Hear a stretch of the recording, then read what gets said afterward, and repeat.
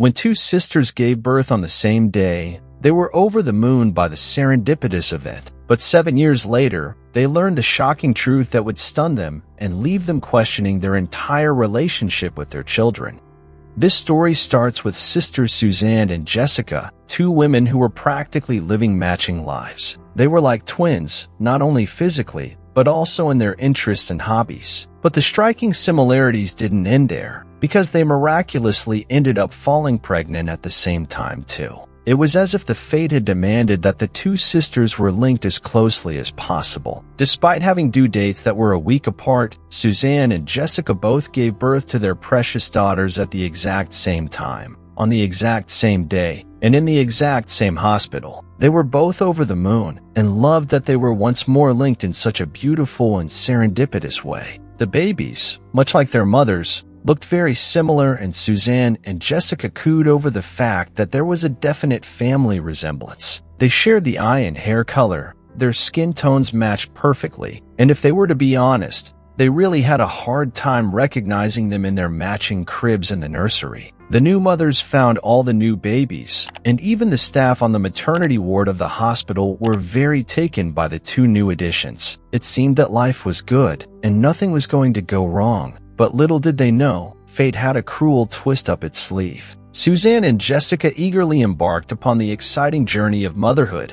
nurturing and raising their children with unwavering determination. Being first-time mothers, they braved the unknown and diligently learned as they went along. Undeniably, the demanding task of raising a child presented numerous challenges, but Suzanne found solace in knowing she could always reach out and seek guidance from her sister. And of course, Jessica could always do the same. They were able to love and support each other in a more profound and understanding way than either of their parents could. That's how strong their bond was. And thankfully, their little girls grew up as close as their mothers. Julia and Sally, who bore the same initials as Jessica and Suzanne, looked more like sisters than cousins. Genetics is a branch of magic within medicine, and both families love to find specific traits in girls that belong to their mothers, their fathers, and their grandparents, but mostly the ones they shared with their aunts. Sometimes Jessica felt that little Sally was a miniature version of herself, while Suzanne often joked that baby Julia was a curse upon her mother, who was destined to live with a child that behaved exactly like her aunt. Fast forward 7 years, and by pure coincidence, a shocking truth came crashing down on them like a tidal wave. Little Julia had been feeling under the weather for a while, and since the whole family was going through a wave of flu, headaches, and nausea,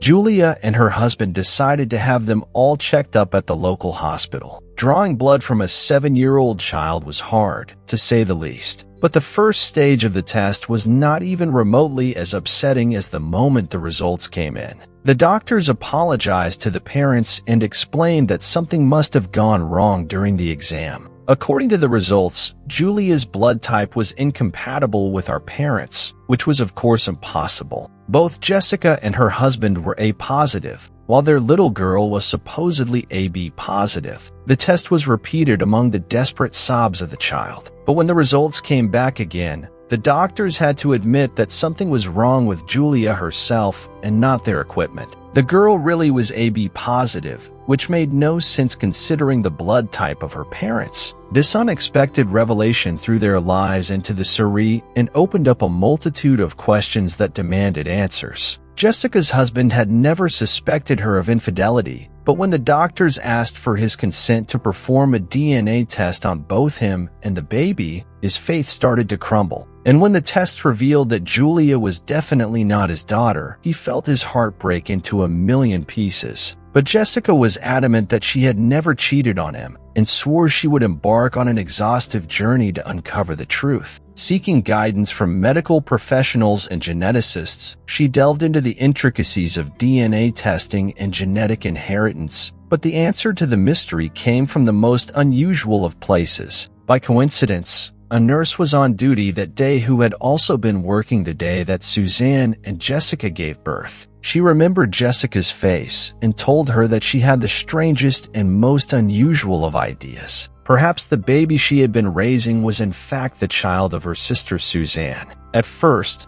Jessica laughed, thinking that the nurse was joking. But the more she thought about it, the more it seemed to stick in her head. It seemed like such a wild and crazy theory that could have actually been true. But would the hospital be able to confirm whether such a terrible thing had really happened? The concerned staff at the hospital fervently delved into their extensive collection of medical records, meticulously scouring every detail, determined to uncover the truth behind the nurse's bewildering theory. Astonishingly, to the collective shock of all, the meticulously documented data pertaining to the birth of these babies confirmed beyond any doubt that the nurse had indeed hit the nail on the head. Birth, little Julia's blood had been drawn and marked as A positive, while her cousin Sally's had been listed as AB positive. From a biological point of view, this made perfect sense given that Suzanne's husband's blood type was B. However, this also meant that sometime after the birth, the two girls had been switched and given back to the wrong couple. The hospital staff was left dumbfounded,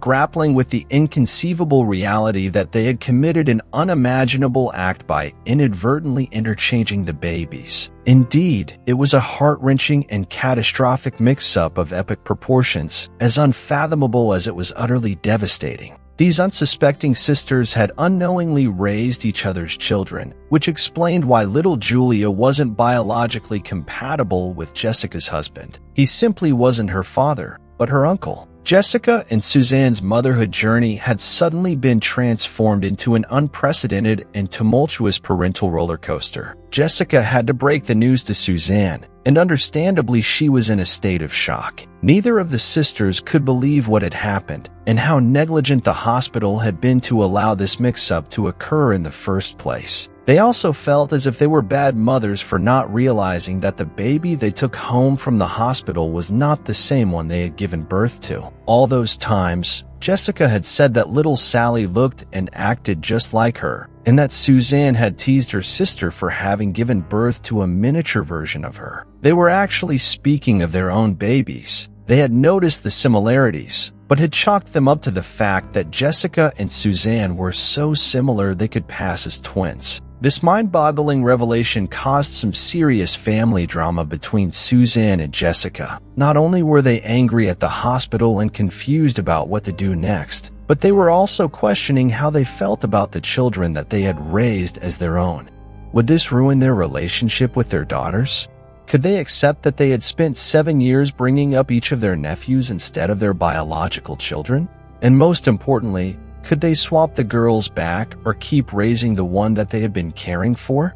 The questions were endless, and confusion was at an all-time high between Suzanne and Jessica. One thing was for certain though, despite the trauma that they had been through, and the worry and upset that they were experiencing over this massively unsettling issue, the bond between Suzanne and Jessica remained as strong as ever. They could have easily let it tear them apart, but instead they used the horrifying event to bring them even closer. They recognized that both of them had done an amazing job as mothers, and that they wouldn't have wanted any other woman to raise their daughters. That is why Suzanne and Jessica made the highly unusual decision to become supermoms and co-parent both children together, along with their respective partners. That's right, 2 mothers, 2 fathers, and double the love. It was most certainly a family like no other. While they at first had reservations about this style of parenting, they discussed it and weighed up the pros and cons of it. Sure, it was strange and would raise eyebrows among the community, but at the same time they were both still incredible parents, and co-parenting allowed them to be involved in the lives of both the child that they raised as their own, as well as their biological daughter. So they sold their houses and bought a bigger place where they could live as an extended family. They explained to the girls that they were equally loved by all moms and all dads, and all that the concept of biological parents didn't apply to them because they were all so close. Being only 7 years old, Julia and Sally never questioned their parents' choice and instead rejoiced when they learned they would all be living together. They were already best friends, and this new arrangement meant having constant sleepovers with their favorite people in the world. This incredible decision, although bizarre to some, actually turned out to be the best thing ever for everyone involved. The children got to grow up surrounded by twice the love, nurturing, and support. Who needs a traditional family when you can have this magical, all-inclusive dream team? And of course, the bond between Suzanne and Jessica grew stronger every day, their sisterly connection reaching new heights. They fulfilled each other's motherly duties while juggling their own lives. There was a chaotic, beautiful mess, but somehow it just worked. Sure, it wasn't always easy. Life was full of challenges like coordinating schedules and handling disagreements. But guess what? These supermoms faced those obstacles with grace and found a way to make it work.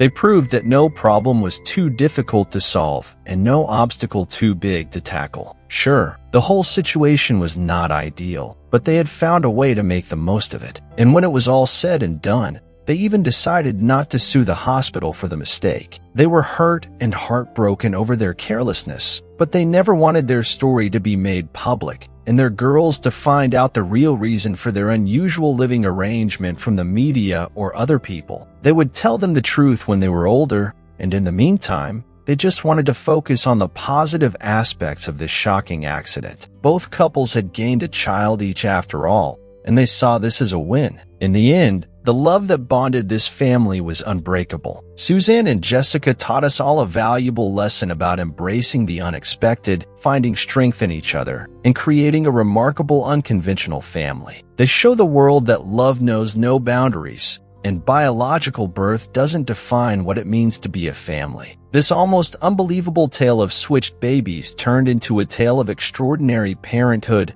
love, and resilience. Life can truly be a roller coaster, but with the right people by your side, anything is possible.